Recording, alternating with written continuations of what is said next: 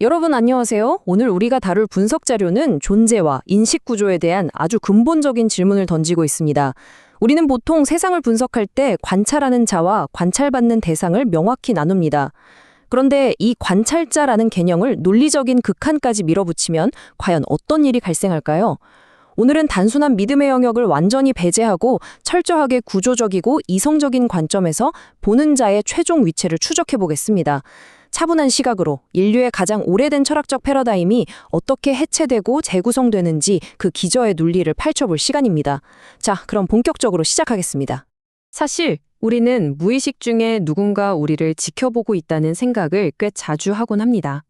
아무도 없는 방이나 깊은 산속에서조차 어떤 시선을 상상하죠. 이건 특정한 사상이나 믿음을 가진 사람들에게만 국한된 이야기가 아닙니다. 인간의 인지구조가 가진 아주 보편적이고 근원적인 직관에 가깝습니다. 대체 왜 우리는 세계를 인식할 때 이 세계 밖에서 우리를 내려다보는 어떤 거대한 시선을 너무나도 자연스럽게 가정하게 되는 걸까요? 그 해답을 찾기 위해 첫 번째 파트, 가장 오래된 직관부터 논리적인 스텝을 밟아보겠습니다. 여기서 주목해야 할 포인트는 세상을 전부 지켜보는 절대적인 개념이 단순히 상상력에서 튀어나온 게 아니라는 팩트입니다. 모든 것을 보고 숨겨진 정보까지 누락 없이 파악하는 이 거대한 시선은 사실 관찰자 문제의 필연적인 논리적 확장입니다. 인간 스스로가 세상을 관찰하는 주체임을 인지하게 되는 바로 그 순간 우리는 구조적으로 이 세상 모든 것을 한 번에 관찰할 수 있는 최종 주체를 자연스럽게 세팅하게 되는 거거든요. 분석 자료에서는 이러한 개념을 최대 관찰자, 즉 Ultimate Observer 모델이라고 명확히 정의합니다. 인간 관찰자의 데이터 처리 능력을 무한대로 확장시킨 형태죠.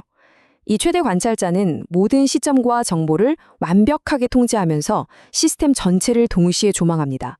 아주 익숙한 구조죠. 하지만 여기서 가장 핵심적인 문제는 이 단계에서의 관찰자는 여전히 무언가를 바라보는 주체, 즉 어마어마하게 커다란 하나의 객체로 상정되어 있다는 점입니다.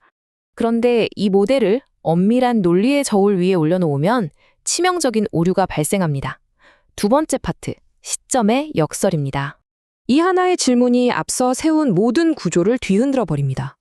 만약 최종 관찰자도 무언가를 보는 하나의 시점을 가진다면 도대체 그 시점의 좌표는 어디에 있는가? 구조적으로 무언가를 본다는 인지 행위가 성립하려면 반드시 그 관찰자가 서 있는 자리가 필요합니다. 세상을 내려다보기 위해 특정한 위치를 점유하는 바로 그 순간 이 거대한 관찰자는 더 이상 세계 밖의 절대 조건이 아니라 시공간이라는 좌표계 안에 갇혀버린 거대한 사물이자 객체로 전락하고 마는 겁니다. 논리가 무너지는 이 과정을 스텝별로 쪼개서 볼까요? 1단계, 인간이 세계를 관찰합니다. 2단계, 최대 관찰자가 인간과 세계 전체를 관찰하죠. 자, 여기까지는 그럴듯해 보입니다. 하지만 3단계에 진입하면 완전히 함정에 빠집니다. 특정한 위치를 가진 객체가 되어버린 그 최대 관찰자는 그럼 누가 관찰합니까? 관찰자가 대상화되었기 때문에 우리는 그것을 인지하는 또 다른 상위 관찰자를 논리적으로 계속 끼워 넣어야만 합니다. 맞습니다. 관찰자를 특정한 위치를 차지하는 실체로 두는 한 우리는 끊임없이 상위의 관찰자를 만들어내야 하는 무한회귀의 늪에 빠지게 됩니다. 시스템의 끝이 없어지는 거죠. 이게 바로 최종 관찰자 모델이 가진 근본적인 논리적 결함입니다. 결국 이 관찰자라는 틀을 유지하는 한 모순은 해결되지 않습니다. 우리는 프레임 자체를 바꾸는 전혀 다른 대안을 찾아야만 합니다. 그래서 등장하는 것이 바로 세 번째 파트, 존재가 아닌 사건으로서의 관찰 구조입니다. 본격적인 패러다임의 전환이죠. 두 가지 모델을 직관적으로 비교해 보겠습니다. 지금까지 살펴본 한계점 투성이의 최대 관찰자 모델이 특정 시점을 가진 보는 개체를 뜻했다면 새로운 대안인 보임의 구조 모델은 논리적 기반 자체가 다릅니다. 이 새로운 프레임에서 궁극적 실제는 무언가를 쳐다보는 주체가 아닙니다. 오히려 수많은 개별 시점들이 존재하고 작동할 수 있도록 만들어주는 백그라운드, 즉 시스템의 기반 조건 그 자체라는 관점입니다. 자료에 등장하는 이 문장이 핵심을 정확히 찌릅니다. 최종 기반은 보는 행위가 아니라 보임이 일어나는 구조다. 문장의 주어와 동사 관계가 완전히 뒤집혔죠? 눈을 부릅뜨고 세상을 감시하는 행위자가 아니라는 뜻입니다. 오히려 이 세계의 모든 데이터와 경험이 스크린 위에 맺힐 수 있도록 작동하는 텅 빈, 무한한 구조망, 바로 그 자체를 의미합니다. 이런 구조적인 접근은 기존의 낡은 오류들을 아주 깔끔하게 해체시킵니다. 외부의 물리적 공간에 서 있는 실체도 아니고 감시 시스템도 아니기 때문에 더 이상 특정한 위치나 좌표를 차지할 필요가 없어집니다.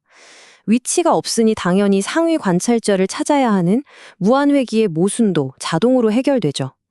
그저 어떠한 형태의 경험이라도 가능해지게 만드는 조건, 그 자체로 완벽하게 제정이 되는 겁니다. 그럼 이 거대한 구조적 조건은 현재의 우리와 어떻게 링크되어 있을까요? 여러분이 지금 제 설명을 들으며 이 화면의 정보를 처리하고 있는 바로 이 순간을 한번 생각해 보시죠. 모든 인식과 데이터 처리는 항상 여러분의 여기에서 발생합니다. 그런데 논리적으로 볼 때 이 여기라는 자리는 특정 개인의 뇌 속에 갇힌 사적인 소유물이 아닙니다. 오히려 세계라는 데이터가 스스로를 드러내는, 즉 보임이 일어나는 구조적 접속점 그 자체로 볼 수 있다는 거죠. 자료를 보면 정말 흥미로운 팩트가 하나 나옵니다. 인류 역사 속에서 전혀 교류가 없었던 다양한 철학적, 사상적 전통들이 독립적으로 이 동일한 논리적 결론에 도달했다는 점입니다. 불교 철학은 고정된 관찰자라는 실체가 없다는 것을 구조적으로 논증했고, 그 외의 깊은 사상적 전통들 역시 외부의 대상이 아닌 만물의 기저에 깔린 내지적 기반을 이야기했습니다.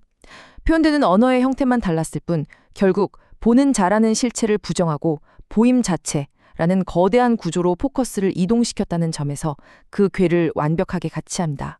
결론적으로 이 논리적 전환은 아주 명료합니다. 궁극적인 기반을 하나의 객체나 관찰자로 상정하는 순간, 그것은 시공간의 역설에 갇혀 세계 안으로 추락해버린다.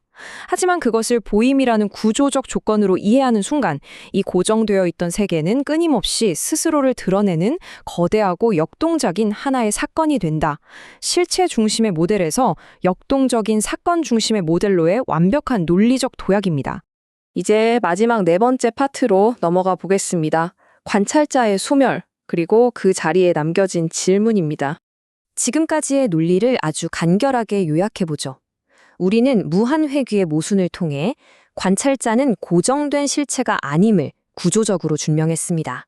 마찬가지 논리로 그 궁극적인 기반 역시 특정한 시점을 가진 객체가 될 수 없음을 확인했죠.